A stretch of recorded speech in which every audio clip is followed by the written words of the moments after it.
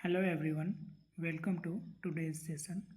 तो आज के सेशन में हम लोग डिस्कस करेंगे इलेक्ट्रिकल सर्किट एलिमेंट्स के बारे में। तो ये हमारा आज का डिस्कशन रहेगा। सबसे पहले हम लोग इलेक्ट्रिकल सर्किट के बारे में देखेंगे, उसके बाद हम लोग टाइप्स ऑफ एलिमेंट के बारे में डिस्कशन करेंगे।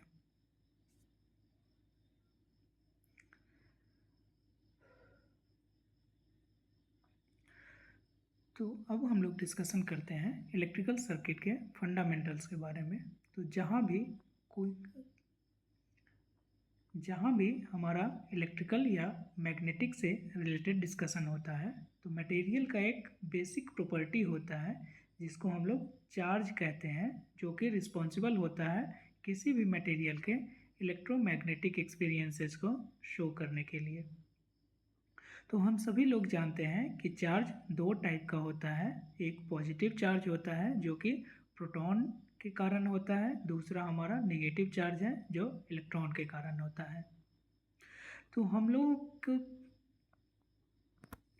इसमें क्या होता है कि करंट का जो फॉर्मेशन होता है वो फ्लो ऑफ चार्ज के कारण होता है।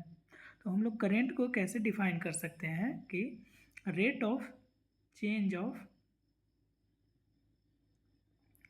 करंट को हम लोग कैसे डिफाइन कर सकते हैं कि it is the rate of flow of charge. Mathematically अगर इसको लिखना हो तो हम लोग लिख सकते हैं I equals to dQ/dt। Okay, next हम लोग देखेंगे इलेक्ट्रिकल सर्किट और इलेक्ट्रिकल नेटवर्क में क्या डिफरेंस है। जनरली इस दोनों को हम लोग सेम कंसीडर करते हैं, लेकिन इसमें एक माइनर डिफरेंस है। दोनों का सिमिलरिटी क्या है कि ये हमारा इंटरकनेक्शन है इलेक्ट्रिकल एलिमेंट्स का, नेटवर्क भी और सर्किट भी। बट अगर डिफरेंस की बात करें तो हमारा क्या है कि सर्किट में एटलीस्ट एक क्लोज्ड पाथ अवेलेबल होना चाहिए।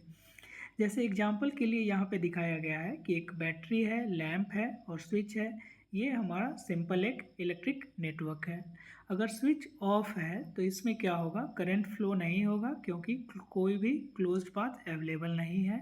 तो इसको हम लोग इलेक्ट्रिकल नेटवर्क कहेंगे। और जब स्विच हमारा ऑन हो जाएगा, क्लोज कर दिया जाएगा, तो इसमें करंट फ्लो होना स्टार्ट होगा क्योंकि क्लोज पाथ अवेलेबल है। तो उस कंडीशन में इसको हम लोग इलेक्ट्रिकल सर्किट कहेंगे।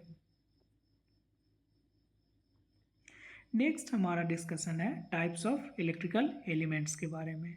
तो जनरली हम लोग 4 कैटेगरी में क्लासिफाई करते हैं: active element, passive element, unilateral element, bilateral element, linear element, non linear element और lumped element and distributed elements. तो वन बाय वन हम इसके बारे में देखेंगे।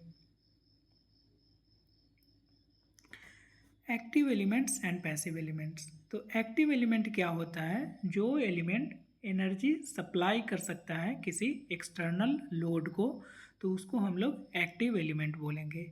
एग्जाम्पल हुआ वोल्टेज सोर्स और करंट सोर्स। और पैसिव एलिमेंट की बात करें तो पैसिव एलिमेंट क्या होगा कि ये हमारा एनर्जी को एब्जॉर्ब करेगा, तो उसको हम लोग पैसिव एलिमेंट बोलेंगे। जैसे रेसिस्टेंस, इंडक्टेंस, कैपेसिटेंस हुआ। इसमें एक इम्पॉर्टेंट पॉइंट ये है कि जब हम लोग आगे देखेंगे तो क्या होता है कि जब कोई इंडक्टर या कैपेसिटर चार्ज रहता है तो उस केस में इसमें जो भी एनर्जी स्टोर्ड है वो सप्लाई करता है एक्सटर्नल लोड को। लेकिन फिर भी हम लोग इंडक्टर और कैपेसिटर को पैसिव एलिमेंट के कैटेगरी में रखते हैं, क्योंकि हमारा एक ये बेसिक एजम्पशन होता है कि एक्टिव एलिमेंट है वो इनफाइनाइट ड्यूरेशन ऑफ टाइम के लिए पावर सप्लाई कर सकता है, जो कि चार्ज इंडक्टर या चार्ज कैपेसिटर के केस में फॉलो नहीं होता है। ये तभी तक एनर्जी सप्लाई करेगा जब तक इसका एनर्जी जो भी स्टोर्ड है वो डिसिपेट नहीं हो जाता है। तो इस कारण से हम लोग इंडक्टर और कैपेसिटर को पैसिव एलिमेंट्स के कैटेगरी में रखते हैं। नेक्स्ट हमारा है यूनिलेटरल एलिमेंट और बाइलेटरल एलिमेंट। तो इसमें क्या होता है कि जब किसी एलिमेंट का सपोज 2 टर्मिनल का एलिमेंट है तो उसमें हम लोग वोल्टेज अप्लाई करेंगे तो कुछ करंट फ्लो होगा, VI रिलेशन कुछ होगा पर्टिकुलर एलिमेंट्स का। तो जब हम लोग वोल्टेज का पोलैरिटी चेंज कर देंगे तो क्या होगा कि करंट सेम करंट फ्लो होगा लेकिन अपोजिट डायरेक्शन में फ्लो होगा, तो वैसे एलिमेंट को हम लोग बाइलेटरल एलिमेंट बोलेंगे, जो कि वोल्टेज और करंट रिलेशनशिप सेम होता है both direction of current flow के लिए, तो उसको हम लोग बाइलेटरल बोलेंगे। अदरवाइज उस यूनिट को एलिमेंट को हम लोग यूनिलेटरल एलिमेंट बोलेंगे। जैसे एग्जांपल के लिए डायोड दिया हुआ है, तो डायोड क्या होता है कि जब फॉरवर्ड बायस रहेगा यानी पॉजिटिव पोलैरिटी अप्लाई किया रहेगा डायोड के क्रॉस, तब ये कंडक्ट करेगा, लेकिन वोल्टेज का पोलैरिटी चेंज कर देंगे तो रिवर्स बायस हो जाएगा और कोई भी करंट फ्लो नहीं होगा, तो इसके कारण हम लोग इसको यूनिलेटरल एलिमेंट कहते हैं।